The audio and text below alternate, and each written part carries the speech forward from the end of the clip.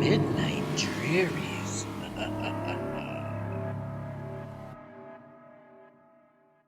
In the heart of Chandler, Arizona, a sleepy suburb of Phoenix, there existed a legendary underground club known as 12 Feet Under. It was a place where the night held dominion, and those who sought the embrace of darker things gathered for a taste of the macabre. On this particular night, Tara, a young goth girl with raven black hair and an affinity for the eerie and obscure, ventured into the club for a night she would never forget. Tara had always been drawn to the darker side of life. Her room was adorned with posters of classic horror films, her bookshelves lined with tales of vampires and supernatural creatures. It was no surprise when she heard that Calabrese, the renowned horror rock band, was performing at 12 Feet Under. She had been a devoted fan of their music for years and couldn't resist the allure of their live performance. As Tara entered the club, the heavy thud of the music reverberated through her chest, matching the frantic beat of her heart.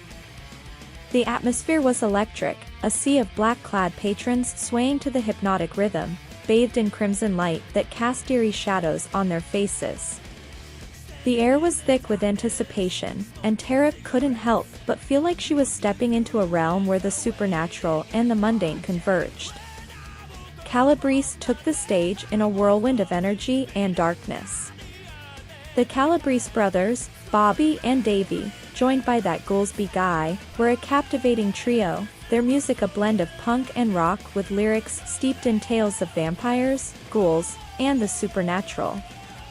The crowd roared as the band launched into their set, and Tara found herself lost in the music, her worries and fears melting away.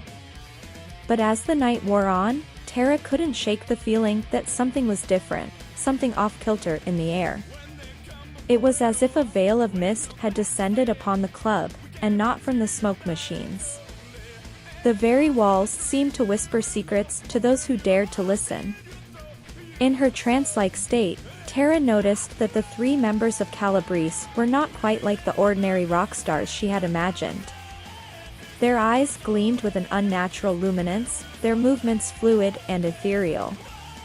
As they sang of vampires and the undead, their words took on an eerie power, as if they held the key to a hidden world. Tara's heart quickened as she realized that the legends surrounding the band might be more than mere theatrics. Drawn by an irresistible force, Tara found herself at the front of the stage, her eyes locked with Bobby Calabrese's.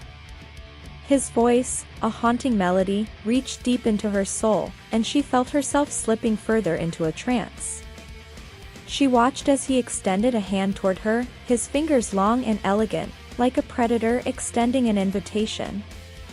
Tara hesitated for only a moment before taking his hand. As their fingers touched, a surge of electricity coursed through her body, and she felt a sensation unlike anything she had ever experienced. It was a mixture of pleasure and pain, desire and dread. Bobby's eyes bore into hers, and in that moment, Tara realized the truth. The Calabrese brothers were not just musicians, they were vampires. As Bobby's lips brushed against her neck, Tara's pulse quickened, and her vision blurred. She was vaguely aware of the crowd around her, their faces contorted in a mix of awe and horror. It was then that she felt the sharp sting of fangs sinking into her flesh.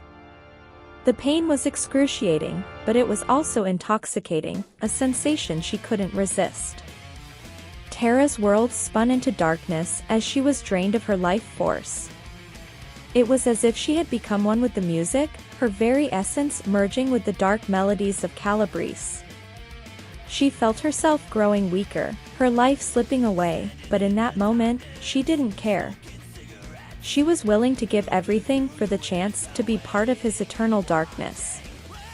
As the last vestiges of Tara's life faded away, she became one with the night, a creature of the shadows, a vampire.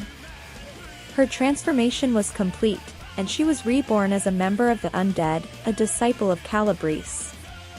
When Tara opened her eyes once more, she found herself backstage, surrounded by the Calabrese brothers. They wore triumphant smiles, their fangs gleaming in the dim light. They had claimed her as one of their own, and she had willingly embraced the darkness. The club's name, 12 Feet Under, had taken on a whole new meaning, for those who entered its doors would find themselves buried in the embrace of the grave, forever lost to the world of the living.